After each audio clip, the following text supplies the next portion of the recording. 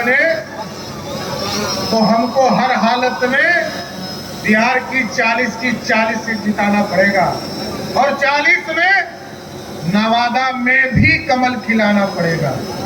और साथियों, इसलिए मैं कहना चाहता हूं क्योंकि देखिए ये तो माफियाओं का इलाका रहा है साथियों। मैंने कहा है पहले भी, बालू माफिया, शराब माफिया और जमीन माफिया, इसको यदि बिहार से भगाना है तो हर हालत में एनडीए को जिताना पड़ेगा। और इस बार तो अभी हम लोगों ने सरकार बनाया साथियों, माफियाओं पे कानून भी बना दिया है। ऐसा है कि नहीं कि छोड़ने वाले नहीं है। अभी हम लोगों ने कानून बनाया है विधानसभा में। ये जो माफिया लोग हैं, बालू माफिया लोग, क्योंकि आपके यहाँ तो माफिया ये लोग ही चुनाव लड़ने वाले हैं विवेक जी के खिलाफ। वो कोई हो, चाहे वो राजद वाला हो, कोई निर्दलीय हो, वो माफिया ही चुनाव लड़ेगा। आप स्पष्ट रहिए, भाजपा को जिताइए। चुनाव के बाद गारंटी देता हूं, जिस तरह मोदी जी की गारंटी है, बिहार में भी गारंटी है, कोई माफिया बिहार की सड़कों पे नहीं दिखेगा। और बिहार के विकास के लिए काम करना है साथी। देश के यशस्वी प्रधानमंत्री नरेंद्र मोदी जी विकसित भारत का संकल्प लेकर चले और 2047 तक भारत बने।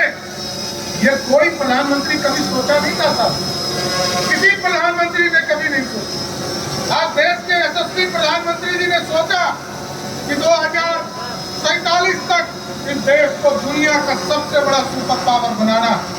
और आप सोचिए कि कहा चिराग जी ने कि आज दुनिया में हम 11वें स्थान पर आर्थिक व्यवस्था में खड़े थे, लेकिन नरेंद्र मोदी जी जब सत्ता में आए तो कुछ कांग्रेसिया लोग कहते थे कि मोदी जी सरकार चला पाएंगे, लेकिन आज मोदी जी ने सरकार भी चलाया 10 साल तक साथियों।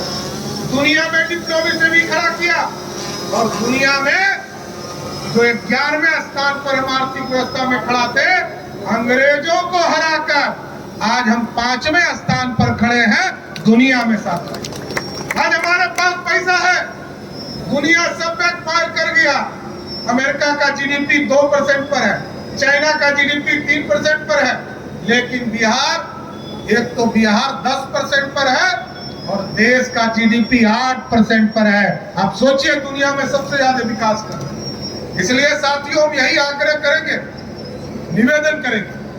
जब ठीक कहा आदरणीय विवेक जी ने, अभी हम लोगों ने डबल इंजन की जब सरकार बनी साथियों, कई बार प्रधानमंत्री जी से चर्चा होती थी। आयुष्मान भारत कार्ड, चूंकि ये गारंटी है किसी गरीब को एक कागज दिखाइए और किसी हॉस्पिटल में भर्ती हो जाए। हमारी बहनों का गहना जो है गिरवी रखना पड़ता था, बैंकों से पैसा निकालना पड़ता था, लेकिन हम लोगों ने एक विशेष ड्राइव चलाया और पूरे बिहार में जिस भी गरीब को 5 किलो अनाज मिलता है, यहाँ पे कितने लोगों को 5 किलो अनाज मिलता है साथियों? जिनको 5 किलो अनाज मिल रहा है, अब समझिए कि 5 लाख तक का बीमा का इलाज भी नरेंद्र मोदी की सरकार करने जा रहा है साथियों, ये मैं बताना चाहता हूँ। इसलिए एकदम बेफिक्र हो जाइए, ये मोदी सरकार है, मोदी की गारंटी है। देश में जिस तरह भ्रष्टाचारी नहीं बच सकते और बिहार में कोई भी माफिया नहीं बच सकता, इसकी काम हम लोग आगे बढ़ाने का काम कर रहे हैं। इसलिए हम यही आग्रह करने आए, निवेदन करने आए कि 2024 के चुनाव में 40 सीट चाहिए, क्योंकि पिछले बार 1 सीट घट गया था और हम 39 सीट जीत पाए थे। लेकिन नवादा का आशीर्वाद मिला तो हमको पूरा भरोसा है कि पिछले बार जिस तरह आप लाखों वोट से लोजपा के उम्मीदवार को जिताने का काम किए थे, इस बार एकदम संकल्प लीजिए, इस बार लाखों वोट से फिर भाजपा के उम्मीदवार को जिताकर इस पूरे बिहार में 40 सीट जिताना। क्योंकि विकसित भारत तभी हो पाएगा क्योंकि एक मजबूत प्रधानमंत्री चाहिए। और मजबूत प्रधानमंत्री कैसा चाहिए? जब देखिए यूक्रेन में बच्चे फंसे थे और यूक्रेन में जब लाखों बच्चे बिहार के मेडिकल करने गए थे, वो बच्चा निकल नहीं पा रहा, मोदी जी ने हस्तक्षेप किया, यूक्रेन को भी कहा और रसिया को भी कहा कि युद्ध एक दिन के लिए रोकना होगा, क्योंकि बिहार के बच्चे, देश के, हिंदुस्तान के बच्चे को भारत लौटना है। और जब उन्होंने फोन किया पुतिन को, तो उन्होंने पूछा कि भारत के बच्चे बताएंगे कैसे कि वो भारतीय है?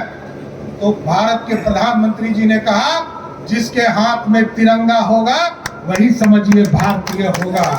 भारत के बच्चे तो निकले ही साथियों, भारत के बच्चे तो निकले ही, साथ में पाकिस्तान और बांग्लादेश का लोग भी तिरंगा लगा कर निकल गया। यही है, ये है ताकत। और आज देखिए देश सीना एकदम 56 इंच बोलता है। कई लोग बोलते हैं कि 56 इंच का सीना, अरे 56 इंच का यही ना सीना है कि कल जब तक पाकिस्तान के तरफ से तोप का गोला और हिंदुस्तान के सैनिकों का सर काट के चला जाता था और हिंदुस्तान की सैनिक टुकुर टुकुर ताकते थे। लेकिन आज मोदी जी ने कहा है कि यदि पाकिस्तान के तरफ से चुटपुटिया बिड़िया बम भी फेंक दे, हिंदुस्तान के तरफ से तोप का गोला फेंकने का काम करो। और पाकिस्तान में ये अनुभव हो गया।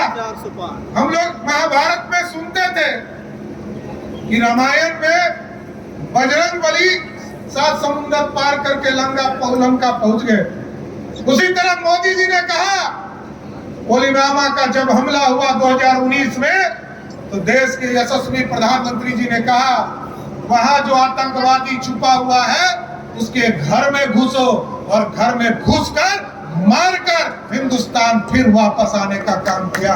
यह है भारत। आज भारत बढ़ रहा है साथियों। इसलिए हम यही आग्रह करेंगे, निवेदन करेंगे कि बहुत से लोग आएंगे और बहुत से जातियों के उम्मीदवार भी खड़े करेंगे।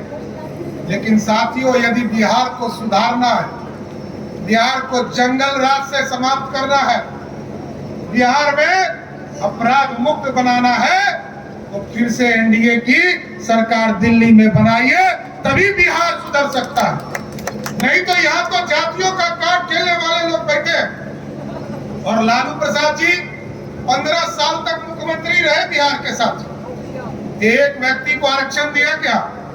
एक व्यक्ति का नाम बताइएगा। ना पिछड़े को, ना अति पिछड़े को, ना दलित को, ना अति पिछड़े को, ना स्वर्ण जाति को। लेकिन भाजपा जब जब सरकार में रही है साथियों, मंडल भी हम समर्थन करते हैं और कमंडल भी भाजपा समर्थन करने का काम करती है, और साथियों एक एक वर्ग को जोड़ती है। लेकिन लालू प्रसाद जी का आरक्षण का फॉर्मूला क्या है?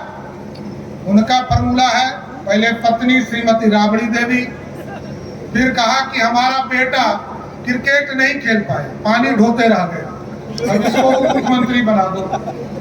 और फिर कहा एक दूसरा बेटा मेरा हरे राम हरे कृष्णा करता है, इसको मंत्री बना दो। फिर जब राम कृपाल जी अभी यहाँ बैठे थे, जब राम कृपाल जी ने एक बेटी को चुनाव हरा दिया तो कहा कि राज्यसभा भेज दो। फिर अब दूसरी बेटी को छपरा से चुनाव लड़ा रहे हैं। तो देखिए, तो 5 बहन का क्या होगा? हमारी चिंता वो है कि 2 बहन 2 भाई तो आ गए सत्ता में, वो 5 को जो बहन बच गए उसको भी सत्ता दे दीजिए। तो लालू जी किसी के नहीं है साथी, वो आरक्षण सिर्फ अपने परिवार के लिए जानते हैं, किसी दूसरे के लिए नहीं जाने जाते। इसलिए हम आग्रह करेंगे, निवेदन करेंगे, बिहार एक सशक्त बिहार बने। और अभी विवेक ठाकुर जी ने कहा कि पार्क नहीं बना, हम आपको आश्वस्त करते हैं, अभी हम लोगों ने पॉलिसी तय किया है। ये जो पूरे बिहार के डिस्ट्रिक्ट हेडक्वार्टर है, सभी जगह एक बड़ा कॉलोनी भी बनाने का काम हमने शुरुआत किया है। सभी डिस्ट्रिक्ट